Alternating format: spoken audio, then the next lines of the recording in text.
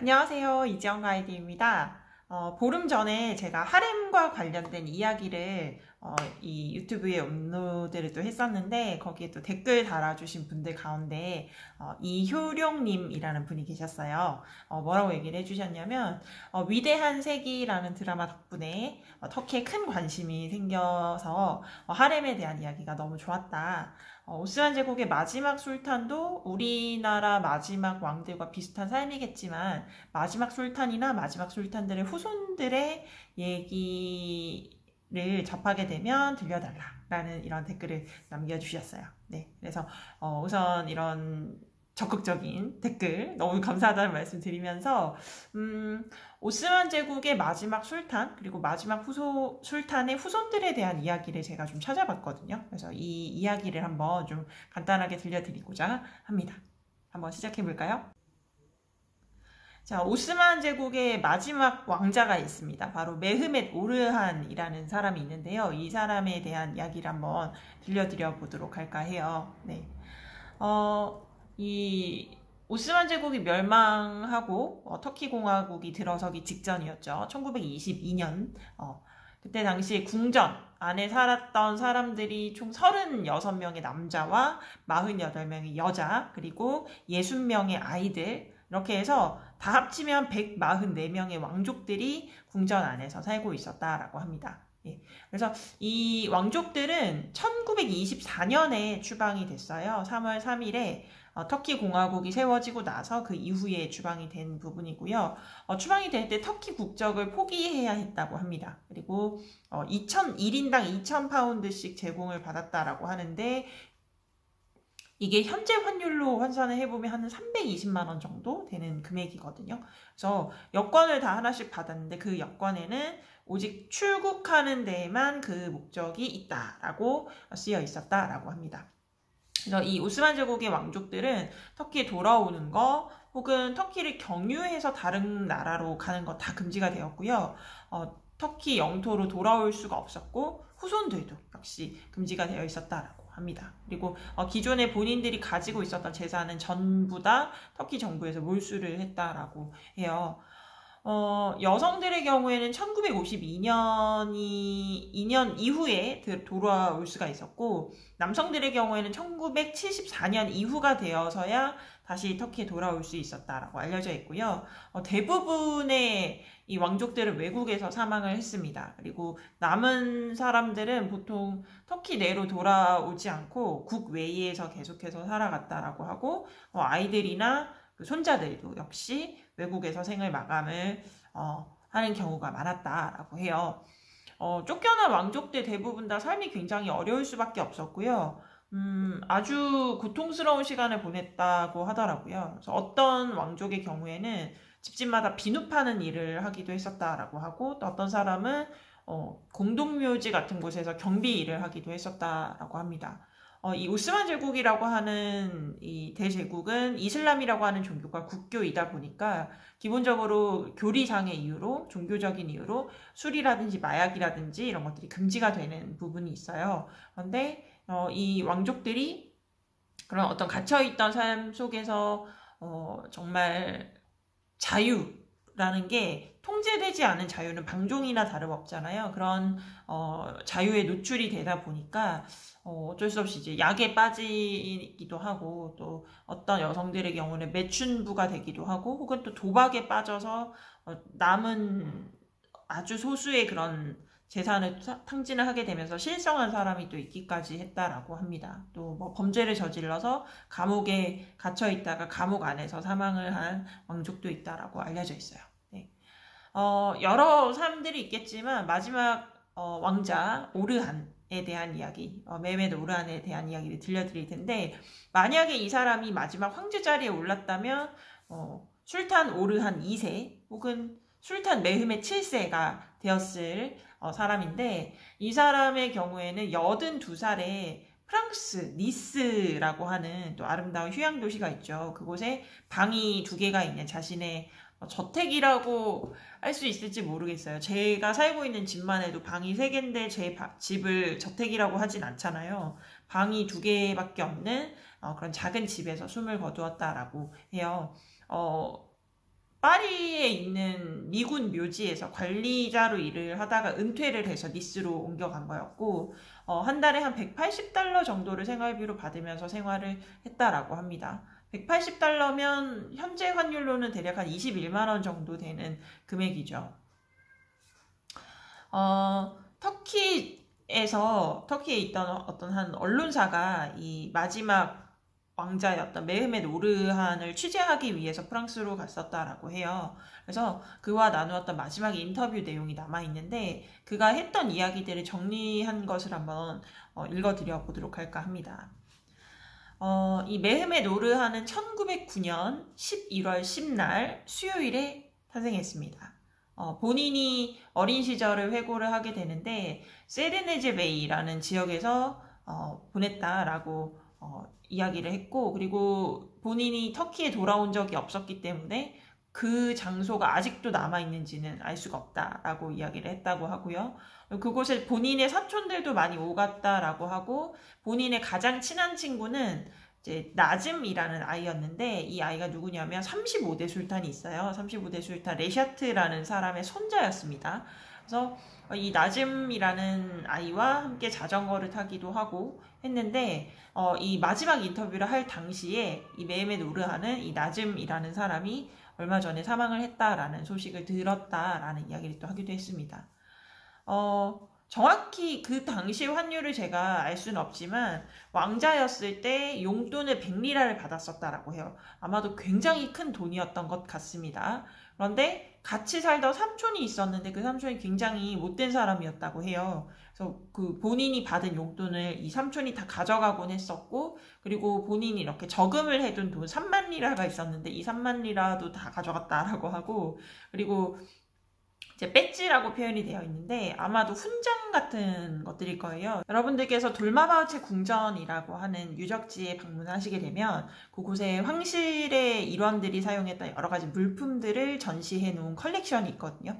거기에 보게 되면 다이아몬드라든지 금이라든지 은이라든지 이런 것들로 장식된 아름다운 훈장 같은 것들이 있습니다. 아마도 그걸 이야기한 것 같아요. 그래서 이 오르한 왕자가 가지고 있던 그런 훈장을 이 삼촌이 가져가서 팔아버리는 등, 어떻게 생각하면 황실의 어떤 위상을 권위를 추락시키는 이런 행동을 또 하기도 했다라고 회고를 하고 있어요. 그래서 이 갈라타사라이라는 곳에서 머물 때 그때조차도 이 왕자가 가지고 있던 돈을 계속해서 갈취를 했었다라고 하고, 학교 갈 때 사용하는 돈이나, 그리고 트램 탈 때 왜 이스탄불 카르트 있잖아요. 교통카드가 있는데 이런 트램 탈 때 사용하는 그런 패스 이런 것도 뭐 빼앗아 간다거나 그러했다라고 합니다. 그래서 삼촌이라고는 하지만 학렬상 그러한 것이고 나이 차이가 그렇게 많이 나진 않았던 것 같네요.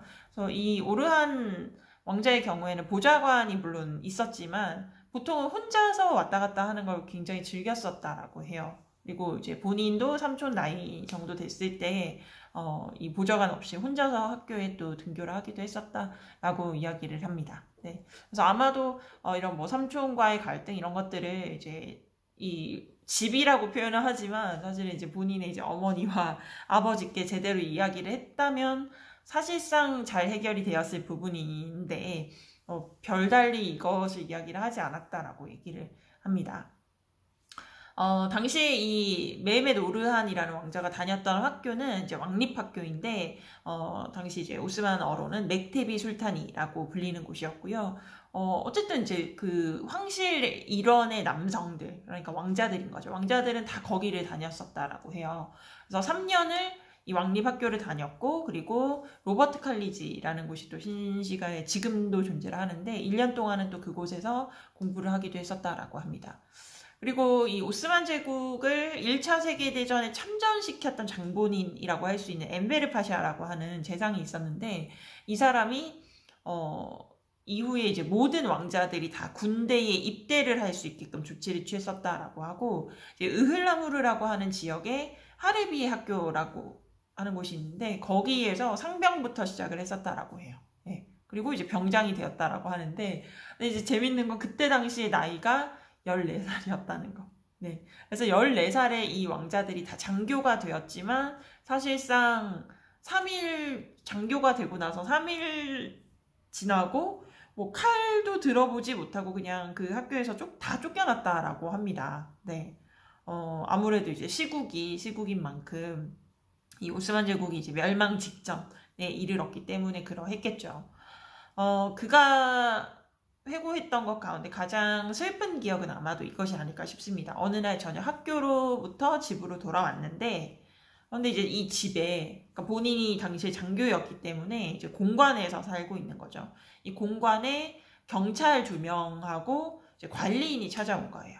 근데 이 관리인은 늘 이 오르한 왕자를 이제 돌보고 이 집을 관리를 했던 사람인 거고요. 울면서 찾아온 거예요, 관리인이. 그리고 그 경찰들이 종이를 한 장을 내밀고 거기에 사인을 하라고 해서 14살의 나이에 내용도 아무것도 확인할 길 없이 그냥 그 종이에 사인을 해버렸는데 거기에 뭐라고 적혀 있었냐면 24시간 이내에 터키를 떠날 것과 그리고 이 터키라는 이 나라를 포기할 것에 동의하는 내용이 적혀 있었다라고 합니다. 네. 내 평생의 삶을 움직이게 될 추방이 그렇게 시작되었다라는 말로 그 이후의 삶들을 또 회고하고 있습니다. 그 사인한 바로 다음 날에 아버지와 본인 그리고 형제들 모두가 다 시르케지 역으로 보내졌다라고 하는데 이 시르케지 역은 오리엔트 특급열차 살인사건이라고 하는 소설에도 등장하는 배경이기도 해요.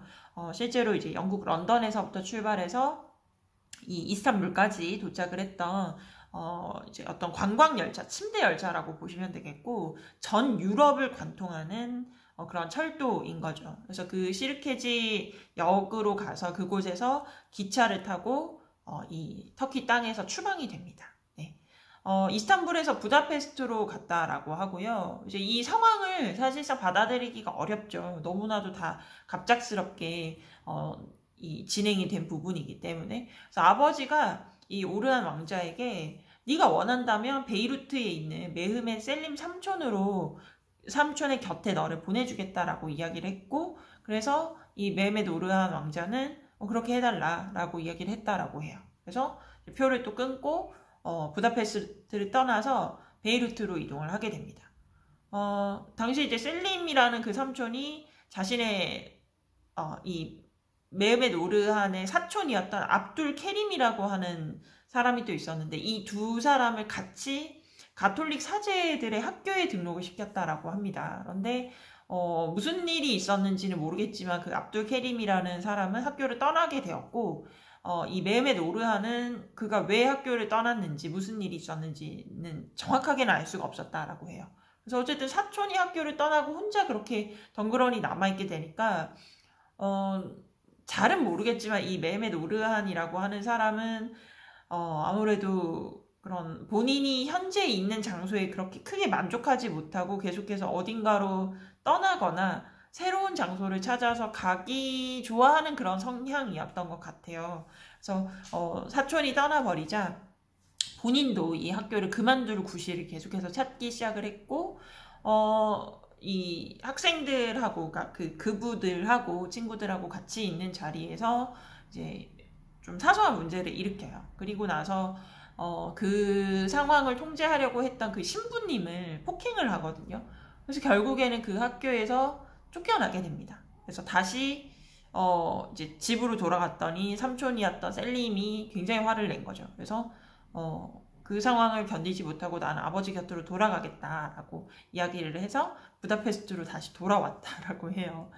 근데 얼마 지나지 않아서 또 아버지랑 갈등이 또 생겼고 그래서 이제 나이메 술탄이라는 고모가 있었는데 그 고모가 있는 니스, 프랑스 니스로 또 건너가게 됩니다. 그래서 또 얼마 지나지 않아서 또 실증을 느끼고 부에노스아이레스로 또 떠났다가 그곳에 도착을 했는데 주머니에 8프랑밖에 없는 거예요. 네. 그래서 그렇게 전전하고 있는데 거기서 카이세리, 그러니까 지금의 카파도키아 지역 사람들을 그곳에서 만나게 된 거예요. 그래서 이 나라가 망하고 나서 새로운 나라가 들어섰는데 그 이전에 나라의 어떤 국적을 갖고 있는 사람들이 해외에서 그렇게 만나게 되면 얼마나 반갑겠습니까? 그래서 그 카이세리 사람들이 이 메헤메드 오르한 왕자를 굉장히 이제 반겼다라고 하고, 그래서 그중에 이제 배 만드는 공장 주인이 있었는데 그 사람이 메헤메드 오르한에게 또 일자리를 주었다라고 해요. 그래서 공장 노동자로서 6달을 일을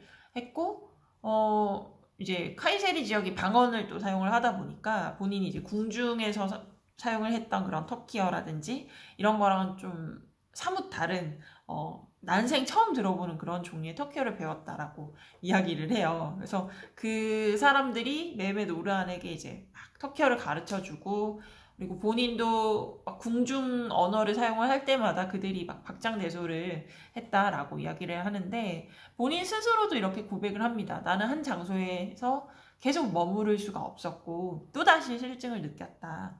그래서 결국에는 공장을 그만두고 한 차고에서 또 일을 시작을 했고, 운전하는 법도 배워요. 그래서 그곳에서 1년 동안 운전수로 일을 하게 되는데, 그때 한 여자를 만나요. 네. 가자비라는 이름의 레바논 여인을 만나게 되고, 그 여자의 가족들이 굉장한 부자였다라고 해요. 그래서 이 메헤메드 오르한이 이 가자비에게 우리 빨리 결혼하자라고 이렇게 재촉을 했고, 나는 이제 왕자다라고 이렇게 밝혔더니 가자비도 빨리 우리 결혼을 하자라고 해서 그 아버지에게 가서 결혼 허락을 받는 과정에서 사실 이 세상에 사기꾼이 얼마나 많습니까? 그래서 이 가자비 아버지가 네가 하는 말들을 다 신뢰를 하기는 하지만 그래도 이 결혼이라는 것이 굉장히 신중한 일이기 때문에 네가 왕자인 것을 증명을 해야 한다. 왕족 사람들 가운데 한 사람의 이름을 나에게 알려달라. 내가 그에게 편지를 써서 물어보겠다. 대답을 받으면 바로 결혼 허락을 하겠다라고 이야기를 하게 돼요. 그래서 이 메흐메드 오르한 왕자가 당시 이제 칼리프, 오스만 제국의 마지막 이 종교 지도자라고 보시면 되겠고, 역시 왕실의 일원이었던 칼리프 압둘 메지드라는 사람이 당시 프랑스 니스에 머물고 있었대요. 그래서 그 칼리프 압둘 메지드의 이름을 알려주고, 그래서 그 본인이 생각했던 이제 미래의 장인어른인 거죠. 그에게 이제 이런 내용들을 이야기를 했더니 그가 메헤메드 오르한에게 들었던 내용을 그대로 편지를 써서 칼리프 압둘 메지드에게 보낸 거죠. 근데 답장이 오기를 우리 왕족에는 그런 사람이 없습니다 라고 적혀 있었다라고 합니다. 그래서 결혼이 무산이 되었고 그 여인과도 더 이상 만날 수가 없었다라고 하죠. 부에노스 아이레스에서 2년 반, 또 미국, 또 니스, 빌프랑쉐, 니스, 이집트, 니스, 정말 이곳저곳을 계속해서 전전을 해서 다녔고, 프랑스가 어떻게 생각하면 이 사람의 어떤 베이스 캠프였던 것 같아요. 그래서 프랑스 니스를 기점으로 해서 계속 이곳저곳을 가게 되는데, 그 중에 또 이집트로 또 넘어가게 됩니다. 근데 거기에 한마디라는 곳에 있던 그 왕자, 그러니까 이집트의 왕자였던 유수프 케말이라는 사람을 만나게 되거든요. 그래서 그 사람한테 이야기를 했어요. 뭐라 그랬냐면, 자동차를 하나 받고 싶다. 그래서 이걸 가지고 베이루트로 가서 운전수로 일을 하고 싶다. 나에게 100리라를 빌려달라. 갚겠다. 라고 이야기를 했는데, 이 사건을 이 메헤메드 오르한은 절대 잊을 수 없는 사건이었다라고 회고를 하고 있어요. 네. 유수프 케말 왕자는 이걸 거절을 할 수가 없다라고 이야기를 했고, 그리고 만약 당신만 괜찮다면 내가 매달 10리라씩 더 보내겠다. 그리고 혹시 자동차 비용을 내가 지불할 수 없다면 당신이 내가 도와드리겠다라고 해서 이 유수프 케말이라는 왕자가 1940년까지 정말 이 메헤메드 오르한 왕자가 전 세계 어느 도시에 있건 간에 이 10리라, 약속했던 그 10리라라고 하는 돈을 꼬박꼬박 그렇게 대주었다라고 합니다. 정말 멋진 자동차 한 대를 받았고, 이걸 가지고 베이루트로 가서 또 2년 반 동안 운전기사를 했고, 베이루트에서 이제 여행객 태우는 거죠. 그래서 다마스커스로 가서 이렇게 데리고 갔다가 또 다시 데리고 돌아오고, 또 겨울철에는 뭐 리비아 수도였던 트리폴리에 머물기도 했고, 근데 또 이 일에 실증이 또 난 거예요. 그래서 결국엔 또 자동차도 팔아버리고 니스로 또 다시 돌아와서 조카가 있었는데 조카의 가족들을 만나고 그 중에 이제 나피아라는 여인과 1933년에 결혼을 하게 됩니다. 드디어 아이를 낳았는데 이제 아이 이름을 네줄라라고 짓기는 했지만 그 딸이 왠지 크면 나 같은 사람이 될 것이다 라는 그 생각을 떨칠 수가 없었던 거예요. 그래서 결국에는 이혼을 하게 돼요. 네. 정말 너무나도 많은 일들을 그렇게 전전을 하다가 결국에는 프랑스 파리에서 미국인들의 묘지를 관리하는 관리인으로서 삶을 살아가게 됩니다. 네. 그래서 앞서도 말씀드렸던 것처럼 은퇴를 하고 나서 다시 프랑스 니스로 돌아가서 그곳에서 연금을 받으면서 생활을 했다라고 하고, 그리고 82살의 나이에 쓸쓸하게 그렇게 해외에서 또 삶을 마감했다라는 이야기가 전해지고 있습니다. 네, 이렇게 좀 슬픈